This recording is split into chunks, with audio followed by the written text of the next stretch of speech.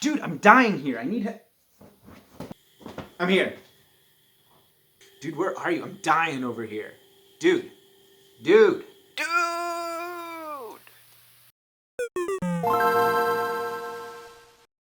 Ah, it's the good old days, where you were blissfully ignorant of every problem in the world and split-screen games ruled the lands.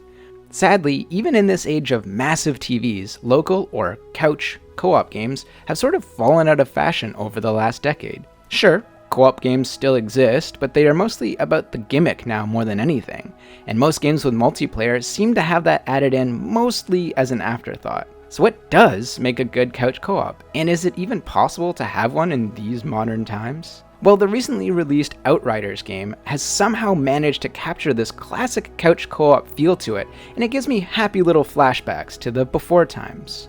It borrows heavily from well-known games like Gears of War, mixed in with a little Diablo and a dash of Destiny, all of which do have co-op or multiplayer elements to them. This makes it the perfect example to talk about when discussing what makes a great modern-day co-op game. For context, the gist of the Outriders story is that it is set in a post-apocalyptic sci-fi world. You are an Outrider, and man do people want you to know it. So what is an Outrider? Who knows, but you are one. You are also an Ascended, which is basically a god, and you get to choose your flavor of god powers from the traditional fire, ice, earth, and skin-melting time bender, and then go off killing waves and waves of anyone and anything that gets between you and the next cutscene. That's it. That's the game. But like I said, what's most striking about Outriders is how much it reminds me of playing local multiplayer with my friends back in the good old days before I became a jaded and isolated adult. It has the soul of a couch co-op. But what does that mean? Well, it's a game you can play solo, but really, and I hate this phrase, it is much more fun to play with friends. Many other games have multiplayer elements, but they often feel tacked on to the original design, as something that the marketing department just wanted to have in there because it's cool. What these multiplayer elements amount to most of the time is just having another body around. Outriders is the opposite.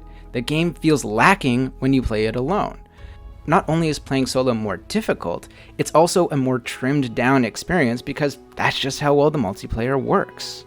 Well, isn't a good co-op game just one you can play with your friends? I hear you ask. To which I would say, close, but not quite. What you really need in these games is teamwork. And not just that, you have to encourage teamwork. Yeah, duh. But no, really, it seems so simple, but this is something that is lacking in a lot of, air quotes, co-op games. What this means is you shouldn't have any mechanics that would encourage your players to play against their team. Things like keeping track of kills or even total damage output are fine as personal benchmarks for success, but what normally ends up happening when you track these things is that people tend to play for the biggest and best numbers on their team, which usually means avoiding teamwork unless it's absolutely necessary. And while Outriders does have a mechanic like this, you have to beat the entire game before it shows up, and when it does, it's in more of a time trial mode, so it makes a little more sense. Another way to encourage teamwork is to avoid forced team compositions. No one should be forced into a role they don't want to play because it has to be part of the team. They won't enjoy playing that role, and everyone else probably won't enjoy having them as support because they don't know what they're doing. Let people play what they want. Finally, and most importantly, a great co-op game should make it fun to have other people there. It adds something to the game other than just having another character running around.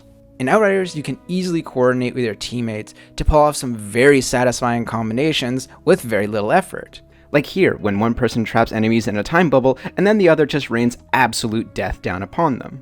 So many of the skills that are given to you work in such a way that they complement each other when executed, and they make everyone involved feel like a badass. Part of what makes this work is the well-designed class system. Classes don't need to be wildly different from one another, and even the same class just needs minor customization options in order to add noticeable variety in the playstyle between two people who might end up picking the same one, but choose to spec them differently.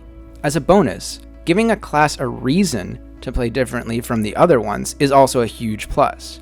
Outriders once again excels here by having your class's healing tied to how you do damage or how you kill enemies, and is one of the most clever ways I've ever seen this pulled off in a game. Sure, games like Outriders can have balancing issues when it comes to classes, as some might have it easier than others, but who cares?